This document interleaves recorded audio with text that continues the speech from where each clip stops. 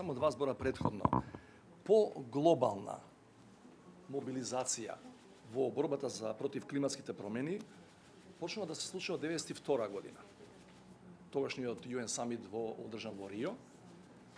А еден од најголемите чекори кој во 90-тите таа деценија направен е договорот од Кјото, кој е невидна операционализација на она што беше договорено во Рио.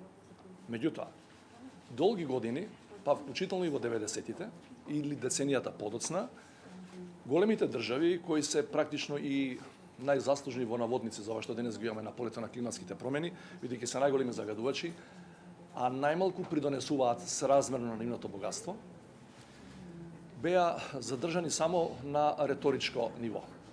Значи, даваа подршка, меѓутоа практичната имплементација на мерките кои самите тие ги подпишуваа или ги промовираа, не беше на она ниво на кое требаше да биде, а климатските промени си го земаа својот данок и стануваа се поинтензивни во негативна смисла. Практично, млади, сега доаѓам на точката на дневен ред, практично и на публиката која е пред нас. Голем пресврт во глобалната мобилизација и во акцијата за борбата против климатските промени е 2018 година, кога една ваша врсничка Грета Тунберг почна да ги организира тие познати петоци за слобода, се вика. На глобално ниво, верували или не, таа успеа да мобилизира околу 4 милиони луѓе на тие собери на различни позиции, на различни локации. И во суштина тоа ја галванизираше целата дебата и на меѓународно ниво. Значи, ова што е самитот последниот во Глазго во Шкотска КОП26, го нарекуваат е само логична последница на тоа што младите и не туркаа нас постарите и овие што сме во политиката денес, да почнеме сериозно да размислуваме за имплементација на она што го подпишуваме, не само да зборуваме за тоа. Парискиот договор од 2015 година има директна релација со ова во Глазгов, што се случуваше, и беше голем исчекор. Меѓутоа, што се случи и со Парискиот договор? Парискиот договор предвидуваше фонд кој требаше најбогатите да го оформат од 100 милиарди долари на годишно ниво, да им помагаат на помалку богатите, да може да воопшто да се справат со климатските промени на нивна територија, бидејќи е јасно дека тоа многу чини. До денес нема никаква назнака или индикација дека тој фонд може стварно да стигне 100 милиарди. Значи, па остана се на хартија. Некакви најнови експертски проценки се дека најверојатно 2023 би можело тој фонд да се наполни до 100 милиарди, бидејќи без тоа, да не се лажеме, ние можеме на реторичко ниво да зборуваме колку сакаме, но не можеме да го постигнеме тоа. Ние тука во Северна Македонија било кој друг од земјите во развој, зборам земјите во развој. Ние од наша страна ги поддржавме заклучоците го ратификувавме Парискиот договор како прво, подосна ги поддржавме заклучоци и од последниот самит во Глазгов, донесовме така наречени ревидирани национални придонеси, значи која е националната контрибуција во таа глобална цел. Донесовме, владата донесе лани 63 нови мерки за имплементација на различни аспекти од тие промени, легислативни и други. Меѓутоа, повторно, ако немаме поддршка не само ние, него сите земји во развој, такви се 2/3 од членките на Обединетите нации, ако немаме поддршка од овој фонд, не можеме да бидеме целосно успешни. Инаку нашата, кој го викат National Pledge, нашата заложба национална е до 2030 година да ги намалиме за 51% стакленичките гасови, ако се земе како споредбена или основна година 1990.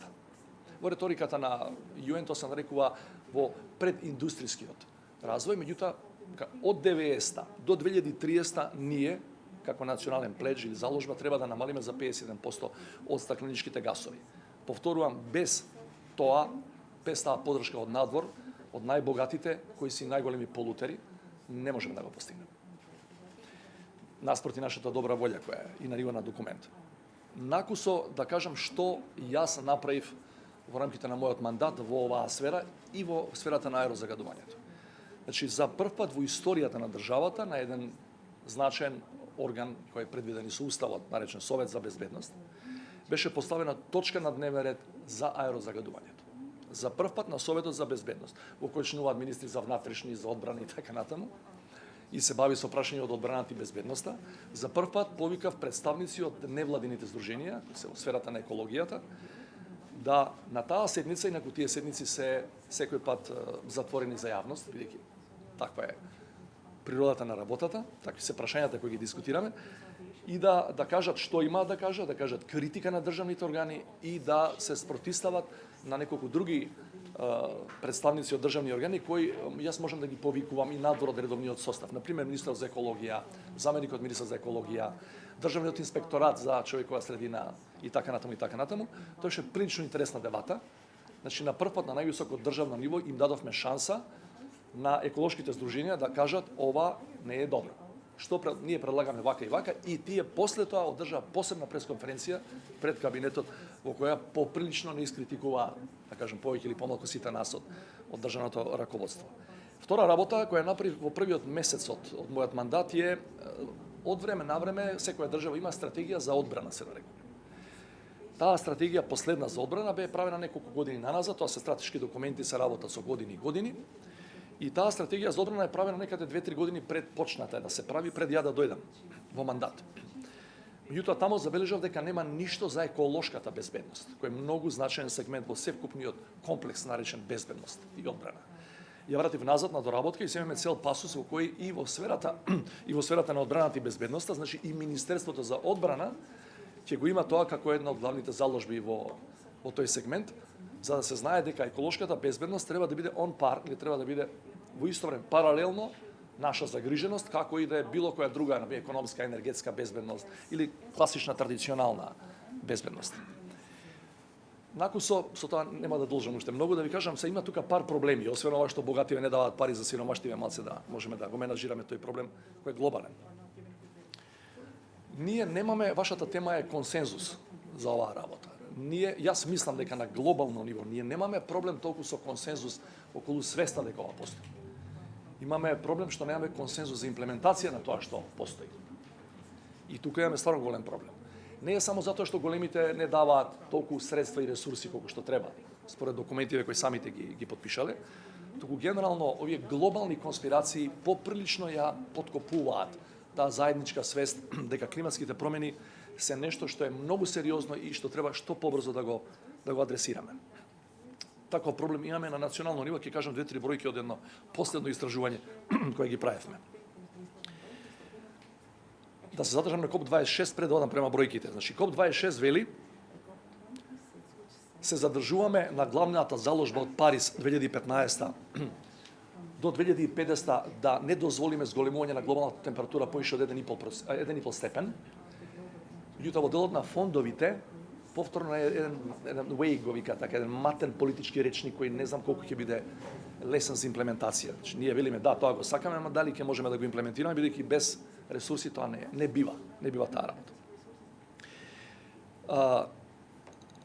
Второ, проблемот е тоа што драфтот на заклучоците на крај беше за жал поприлично ублажен во делот на елиминацијата на јагленот како енергент, од големите потрошувачи и загадувачи во тој сегмент зборувам, тоа е Индија и Кина, кои на крај рекоа или ќе ставиме вето ако не биде поинаква формулацијата за јагленот. Така што јагленот уште долго време ќе биде наш придружник за жал. Дека имаме проблем и ние во однос на тој енергент покажува последната енергетска криза која е само засилена со украинската војна. Ние како Северна Македонија моравме да потпишеме пред неколку месеци договор со Косово за увоз на една значајна количина јаглен. Значи тргнавме одлично, ќе одиме и понатаму одлично во делот на обновливи извори на енергија, каде што Северна Македонија е лидер на Западниот Балкан без дилема, според бројот на проекти во таа сфера, досега започнати и имплементирани. Меѓутоа за жал, бидејќи дојдовме во тесно, различни причини, моравме да побараме увоз дополнителен на јаглен. И многу држави во Европа кои сметаат дека по заминувањето на пандемијата ќе можат да ги мечираат потребите за енергија само со обновливи извори, погрешија, и многу од нив се независно од Украина. Многу од нив се погрешија во тие проценки и сега имаат голем проблем и тие се враќаат за жал према фосилните горива се повеќе и поише. Да дојдам се на процентиви да завршам со тоа. Пред неколку месеци е правено истражување кај нас. И млади и стари се прашуваат за климатските промени. Значи, верували не, 29% од луѓето кои се прашани мислат дека климатските промени се измислени. Не постојат. А што е дополнителен проблем, 46%, скоро половина од прашањата, или секој втор, рекол дека климатските промени се контролираат од сателити и радари на големите држави. Значи, ние мораме тука сите заедно, се разбира и пред се ние политичарите, меѓутоа и сите вие активисти, да ги убедуваме луѓето дека тоа стварно постои. И дека оваа бројка што ја споминаш е точна, тоа е од званични институции, 3000 луѓе, зборам за пред 3 години официјално, починале како директна или индиректна последица од аерозагадувањето. Вие знаете као доктори подобро од мене, ковидот ги погаѓаше најмногу респираторните органи, аерозагадувањето исто така. Чи во комбинација тоа е дополнително смртоносна комбинација. И мораме стварно навистина да се здружиме и да бидеме погласни, али не да останеме само на зборови кој ќе ни заврши мандатот да каже ја потпишав таков документ, таков указ, таква одлука, а во пракса иста или не дај Боже поголема бројка луѓе да ни починуваат од истите причини.